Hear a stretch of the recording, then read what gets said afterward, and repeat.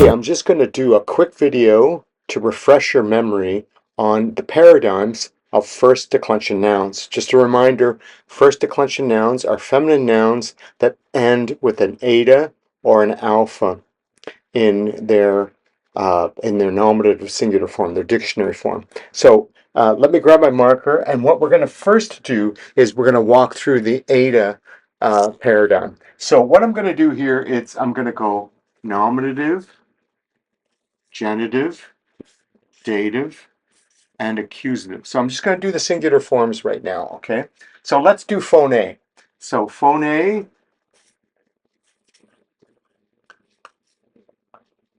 genitive, phones, dative, phone, and accusative, phoname. Okay, so, let me go like that. There you go. Phone, phones, phone, and phonane. So notice some key things here. The nominative singular just has the vowel on the end. There's no ending. This has a sigma, okay? The genitive has a sigma. The dative singular has an iota subscript. So the iota subscripts under that final vowel on the end of the noun. And it's silent, so you don't pronounce it. And then the accusative is a nu, okay? So those are the singular forms. Let's do the plural forms over here. Okay, so the nominative plural is phoni. Okay, notice that the eta shifts to an alpha over here in the plural forms. That's characteristic of this eta conjugation. Okay, the eta ending conjugation shifts to an alpha in the plural forms. Eta ending here in the singular forms, alpha ending in the plural forms. The genitive plural is phonon. Okay, so what's happening there is you get the universal ending for the genitive plural, which is the omega noon. Okay, it occurs across all three declensions. It's the standard one. Omega is such a strong letter, it pushes every other letter out of the way. So the alpha that was there is gone. So it's phonon.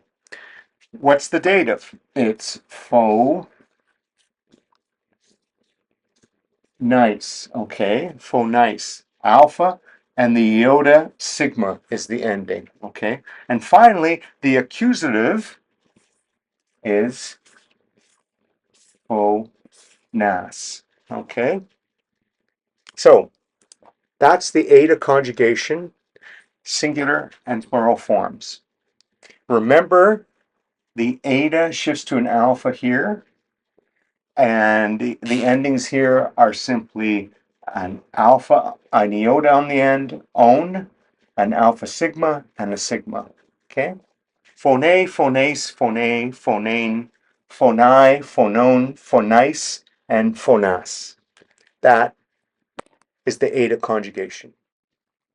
Okay, so now we're going to do the alpha pattern in first declension nouns. And remember, first declension nouns are eta or alpha ending feminine nouns. Okay, those are your first declensions.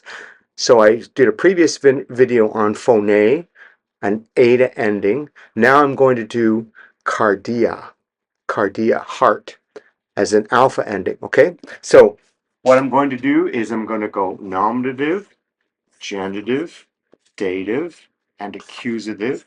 I'm going to start with the singulars and then move to the plurals. Okay, so what does this look like?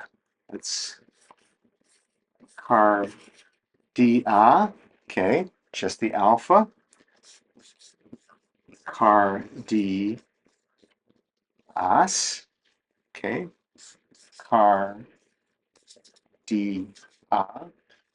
okay, and cardian. Okay, so what do you notice here? Similar endings that we saw with the eta, right? A kind of a zero ending here, just the alpha. A sigma for the genitive. an iota subscript for the dative singular, and a nu for the accusative singular. So cardia, cardias, cardia, and cardian. The iota subscript is silent. You don't sound it at all. Okay? So that's the singular forms for the alpha pattern of first declension nouns. Let's move over and do the plurals. So cardi. Oh, I better do that again. Okay.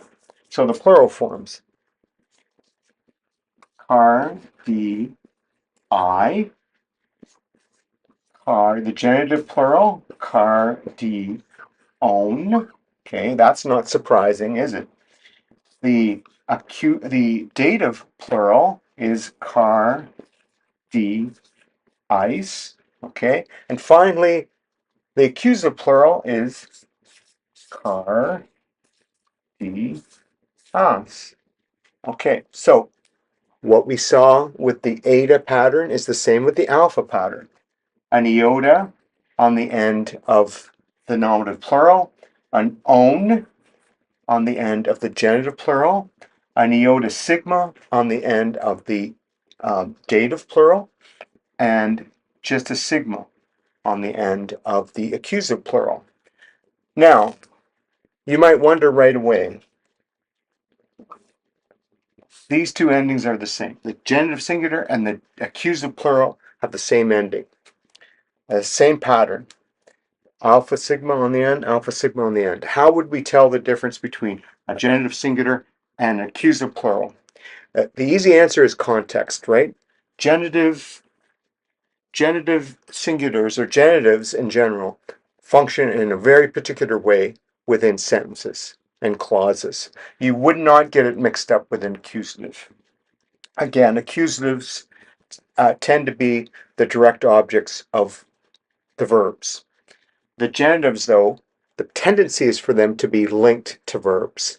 To other nouns, to be descriptive of them, to describe either a relationship or possession or origin or source or whatever. That tends to be the nuance of the genitive. Okay? So you would be able to tell these apart in context. And another thing is the definite article, which I'll show you in a second, generally accompanies nouns. So you'd be able to tell the article of a genitive singular, tas, from one for an accusative plural, tas. Okay? So that's the alpha pattern of a first declension feminine noun. Until next time, this is your professor, Jim Knight, Jimmy the Greek, signing off.